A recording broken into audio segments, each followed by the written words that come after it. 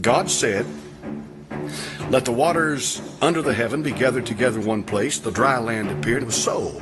And God called the dry land what? Earth. Earth. Earth. Now go to verse 14. God said, let there be lights in the firmament of the heaven, divide the day from the night. Let them be for signs, seasons, for days and years. And let them be for lights in the firmament of the heaven to give light to the earth. And it was so, and God made two great lights. All right, what are these lights? The what?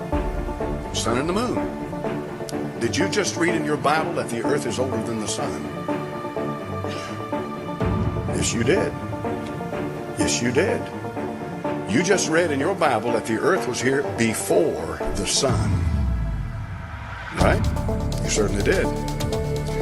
Now, that's a big deal.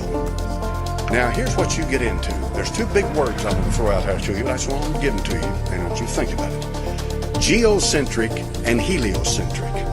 So what does that mean? It's just a big word. You pay for the education, let the folks know you've been to school. Here's what it means. Geocentric means that the earth is the center of the universe. Heliocentric means that the sun is the center of the universe, known universe, our solar system, and everything revolves around the sun. With a geocentric view, the sun and everything revolves around the earth, and the earth is fixed where it is. Now, here's the thing. My little excursion into this has revealed that most of the people that believe in a geocentric view of the earth also believe that the earth is flat. I'm going to throw some things out there for you this morning. I love debate. If what you believe is real, and you really believe it, and you have a foundation for that belief, you should be able to defend it. I have no respect for somebody who says, well, I believe this and that, and you don't have anything to back it up. I'm not saying I believe in a flat earth. No. But there are some interesting points they make. Let me give you one. How many understand if the earth is a ball out here in space, then it has a curvature to it, right? It has a curvature. It's going to have a curvature. You're going to see a curvature. Now, what's going to be more apparent is the higher you get, the more you're going to be able to see the curvature, right? In other words, you have to get to a point in space where you're able to look down on the earth and see the curvature of the earth. And therefore, prove without a doubt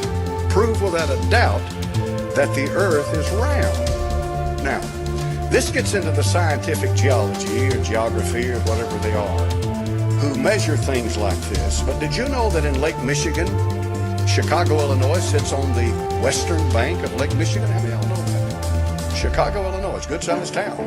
At one time, Chicago was the second largest town in America. Chicago, Illinois.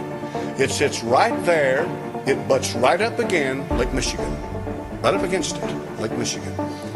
You can go 40 miles across the peninsular part of Michigan. I forget the name of the town over there, and it's in another state. And you can get out there on a boat 40-something miles away from Chicago and look across Lake Michigan, and you can see the skyline of Chicago, Illinois. A meteorologist was talking about what he called what is that thing? A mirage. A mirage. A phenomenon of a mirage. That makes sense, doesn't it? That makes sense for the curvature of the earth. How many follow me here now? See, he was trying to explain to people, how can we 40 miles away see Chicago? And he was explaining to them how that the light was coming up and bouncing back down, and it was a mirage. You weren't really seeing Chicago by looking straight at it. You were seeing a reflection of Chicago through the clouds and the atmosphere and whatever else is up there. So these guys up there, they got in this boat. You've always got somebody like this. They hooked up their cameras. They had to wait for a certain day to come clear enough, because 40 miles is a long way to see, folks. And they got in their boat, and they hooked up their cameras, and they focused in on Chicago. You could barely see it, barely, because of the haze and the distance.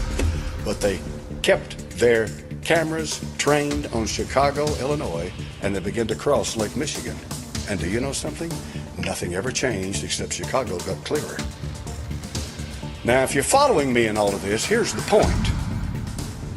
If the earth is curved, they should not have been able to see Chicago 40 miles away. Is that right? I'm not saying I believe it, but it makes me think. How did they see Chicago?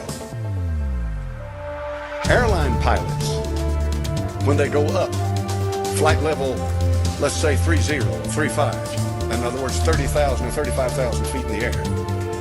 Let's say they're up there at 35,000 feet. As they rise in that aircraft, did you know what amazing thing happens? The horizon rises.